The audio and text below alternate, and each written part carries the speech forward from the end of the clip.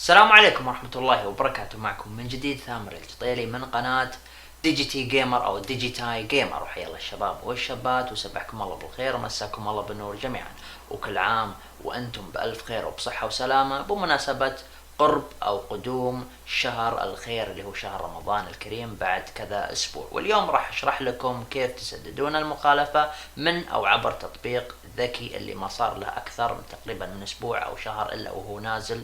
وطبعا متواجدة أجهزة تطبيق ذكي في أحد الشوارع الموجودة في المنطقة الشرقية، فلذلك عليكم الحذر من بعض الأماكن اللي فيها هذا الجهاز عشان ما تاخذون غرامة وأنتم ما تدرون. تبون تعرفون كيف تسددونها؟ تابعوا معي لنهاية المقطع. أول شيء تروحون للأبل ستور أو الجوجل بلاي، في البحث تكتبون تطبيق ذكي بالعربي أو بالإنجليزي اللي تحبون.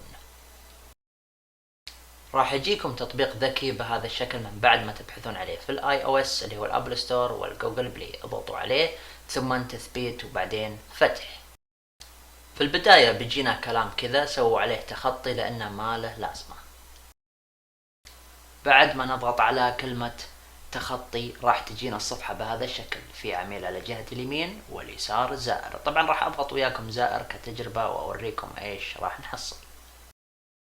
بعد ما نضغط على كلمة زائر راح تجينا بهذا الشكل، ما نحط صفر، نحط 5 إلى النهاية، يعني 9 أرقام بدون أول رقم. تمام. طيب بعدين نضغط التالي، راح يقول لنا راح يجيكم رمز التحقق. انتظرت لفترة وسويت إعادة الإرسال ولكن ما من جدوى لأن ما وصلني الكود، ومهما سويتوا إعادة ما راح يصلكم الكود. يعني بعبارة أخرى الزائر مضروب أو خربان أو معلق. فنطلع من الصفحة ونروح لصفحة البداية ونضغط على العميل. تمام. وشرحنا مو بعشان فلوس ولا شيء، بس فيد واستفيد فقط. تمام.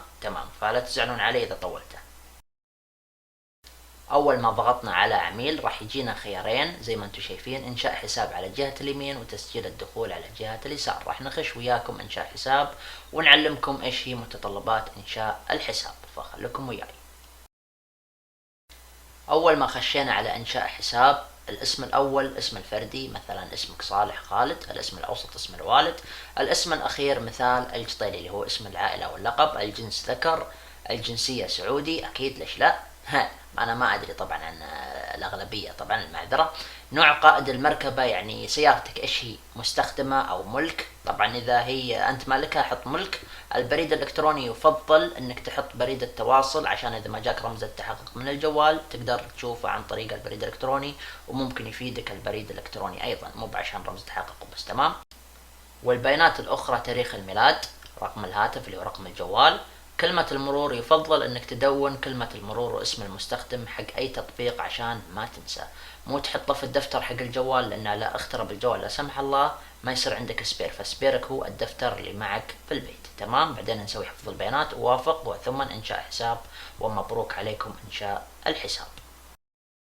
بالنسبة لي أنا طبعا يا شباب ويا جماعة، أنا خشيت على تسجيل الدخول ودخلت على حساب الوالد حق جوجل، فخشانا على طول. طبعا إذا عندك حساب جوجل اللي هو حساب يخص الجيميل أو التويتر أو الفيسبوك وحافظهم تقدر تخش عن طريقهم، ولكن أنا ما أنصح لا بتويتر، أنصح يا بالفيسبوك أو بجوجل.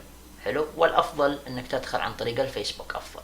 حلو. طيب من بعد ما نخش راح تواجهنا هذه القائمة. من بعد ما دخلنا عبر تسجيل الدخول أو إنشاء الحساب راح أشرح لكم على الأيقونة اللي عليها دائرة قبل المخالفات، شحن الرصيد وإيش محتواها. خلكم وياي. زي ما انتم شايفين هذه هي الباقات، باقة 20 ساعة 60 ريال، 40 ساعة 120 ريال، باقة 100 ساعة 300 ريال، باقة النخبة 1500 ريال. يا حبيبي طيب ليش ما حطيته برستيج؟ يعني صراحة الغلا هذا كله والناس اصلا ما راح تحتاج لا للتذاكر ولا للباقات. لو انها باقات مفوترة ممكن نمشيها، لكن باقات والله احجز عشان اخذ مكاني لا ما حقيت صراحة. لو ان انا ممكن جالس كذا في مكان انا واسرتي في المول اوكي، لكن في مواقف السيارة ما اعتقد ان الناس بتهتم لها، لان هذه ما لها داعي صراحة. فيلا كافي حنا نسدد ونمشي، هذا اللي حنا نعرف وبس. طيب ننتقل اللي بعده. وهذه زي ما انتم شايفين اخر الباقات، باقة 10 ساعات ب30 ريال، و3 ساعات ب9 ريال، وساعة ب3 ريال. طبعا الباقات يا شباب، كل باقة يعني كل تذكرة لها وقت معين وتنتهي. إذا انتهت التذكرة الوقت حقها يعني خلاص يقعدون ياخذون عليك مخالفات. فصراحة يعني للأمانة أنا مش مهتم بمسألة الباقات، أنا ما أدري عن الأغلبية إذا مهتم أو لا، اكتبوا لي رأيكم بالكومنت. فيلا نكمل الشرح. أوكي، من بعد ما شرحنا لكم شحن الرصيد وإيش هي الباقات وإيش مدتها وكم أسعارها ومن هالكلام، الآن يا شباب نرجع للصفحة السابقة اللي هي كما نراها الآن، ونروح للخانة الثالثة أو السطر الثالث، بالتحديد المخالفات اللي عليها دائرة، ونضغط عليها.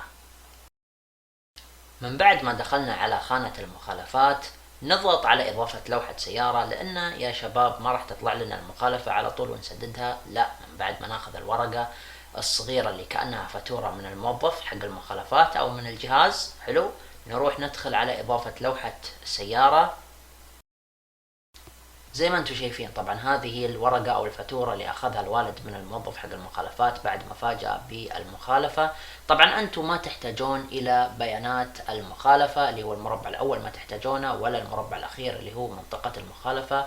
احفظوا المربع اللي بالنص اللي هو بيانات المركبة اللي فيه رقم اللوحة ونوع السيارة سواء كانت تويوتا او نيسان او شوفرلي او جيمس، ولون السيارة بالانجليزي. تمام، طيب ننتقل للي بعده. من بعد ما دخلنا على إضافة لوحة سيارة اللي هي الكلمة اللي بالأزرق، راح تخشنا على طول على هذه الواجهة.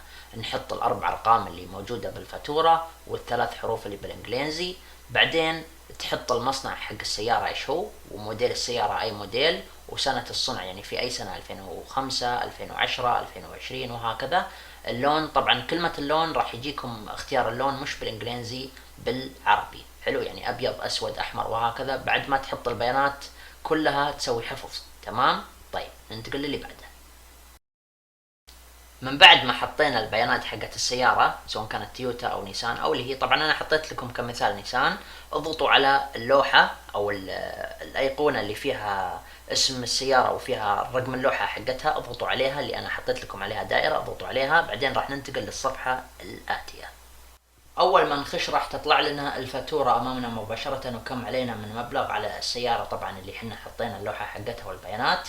طبعا انا مسددها مسبقا حق الوالد، بس انا اعطيكم كمثال، نقول 130. ندخل على رقم 130، بعدها راح يطلب مننا اننا نسدد المخالفة عبر الشراء عبر الانترنت. لا تنسون تفعلون الحاجة المهمة اللي راح اذكرها لكم الان. طبعا تحتاجون انكم تخلون بطاقتكم مفعلة عبر الشراء عبر الانترنت، هذه الايقونة تخلونها مفعلة، وانا شرحت لكم اياها في مقطع مسبق، ولكن راح احط لكم هذا المقطع اللي يعلمكم كيف تفعلون البطاقة حقت مدى الراجحي عبر الانترنت في الوصف الديسكريبشن، عشان اللي بيعرف الطريقة كيف يشوف. حلو، بعد ما نخليها مفعلة نطلع من الحساب نسوي تسجيل خروج اللي هو المدى الراجحي. حلو، ونرجع ثاني مرة للتطبيق. من بعد ما فعلنا بطاقتنا مدى الراجحي من الشراء عبر الانترنت او اونلاين، نرجع للصفحة اللي كنا فيها في التطبيق ذكي اللي فيها المبلغ 130 او 115، ونضغط على المبلغ. من بعد ما نضغط على المبلغ راح تتحول الصفحة من صفحة المبلغ الى صفحة انك تحط بيانات البطاقة، واللي هي انك تحتاج انك تحط بيانات تاريخ الانتهاء حقت البطاقة، مثلا 12/27 اللي هو يعني انتهاء بطاقتك في شهر 12 سنة 27. بعدين تحط الرقم نمبر كارد اللي هو رقم البطاقة من 16 رقم، وبعدين تحط اسم صاحب البطاقة، ما تحط اسمك الكامل يعني اسم كذا كذا، لا تحط اسمك الفردي، وبعدين تحط الرقم الثلاثي اللي يكون خلف البطاقة اللي فيه طبعا زي الشريط اللاصق طبعا، وجنبه فيه رقم ثلاثي، وتحت الشريط هذا الطويل اللي هو خلف البطاقة فيه كذا شعار نحاسي كذا يلمع. حلو، جنبه راح تحصل فيها الرقم الثلاثي، حطه. من بعد ما تحطه طبعا في كذا زي خانة التفعيل لازم تفعلها عشان تقدر تخلي البرنامج او التطبيق ياخذ منك مبلغ المخالفة. من بعد ما تفعله تضغط اوكي وخلاص ياخذ منك مبلغ المخالفة، وكذا نكون سددنا هذه المخالفة. من بعد ما عبينا بيانات البطاقة في التطبيق طبعا اللي هو حق الدفع، حلو، راح يطلب منا شيء اخير قبل ما ياخذ منا المبلغ. طبعا راح يرسل لكم كود التحقق من 6 ارقام. شوفه في الجوال في الرسائل النصية، حطه في الخانة المطلوبة واضغط الخيار الأزرق، بعدها راح يحتسب المبلغ، يعني راح ياخذه من الرصيد عندك. حلو. ومن بعد ما ياخذ الرصيد منكم راح تطلع لكم صفحة التطبيق ذكي الموجود في الايفون او الاندرويد بهذا الشكل: تم احتساب المبلغ الفلاني. تقدر تصور الفاتورة او المخالفة، او انك تحملها يعني عشان تشوفها بعدين، او انك تحطها يعني كمشاركة اللي يعجبك. وبكذا نكون قد سددنا الفاتورة اونلاين. تمام. بالنسبة للخانة الثانية اللي هي مدفوعة، راح تطلع لنا الفاتورة اللي احنا سددناها بقيمة 130 او 115 انها مسددة. تمام. وفي الخيار هذا راح يعلمكم ايش هي الفواتير او المخالفات اللي تم الغائها، يعني اعطوك اياها بالغلط وبعدين انتوا الغيتوها. تمام. طيب. وفي الخاتمة لا تنسون اللايك والكومنت والاشتراك بالقناة، واعتذر على الإطالة هذا كإفادة. وإذا أنتم تبون تسوون تسجيل خروج، تضغطون المسنن اللي بالزاوية اليمين فوق ثم تسجيل الخروج، ولكن لا تضغطون على خيار مسح الحساب عشان ما تعيد تسوي حساب من جد وجديد. صلى الله وبارك وفي امان الله. ولا تنسون نشر المقطع للي حاب يستفيد. أنا أنشر للفائدة لا لكسب المال ومنها الكلام.